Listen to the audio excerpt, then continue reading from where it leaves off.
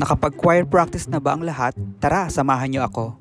Mula nga sa bahay namin ay inilalakad ko lang papuntang simbahan. Exercise na rin kumbaga. Habang naglalakad nga ako, pinapakain ko yung mga aso. At bumili na ako ng paborito kong probiotic drinks. Yakult, baka naman. Safe naman dito habang naglalakad ang may cellphone. 7:30 na nga na nakarating ako at nagsimula na kami mag-practice.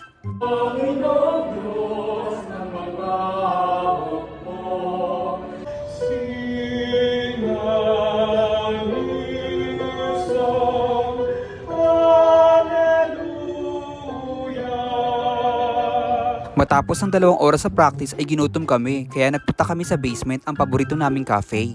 Meron kaming bacon and eggs, buffalo wings, alfredo, at burger steak. Ang laki ng bacon, no? Syempre di mawawala ang kape. At cheese roll na bigay ng kaopisina ko.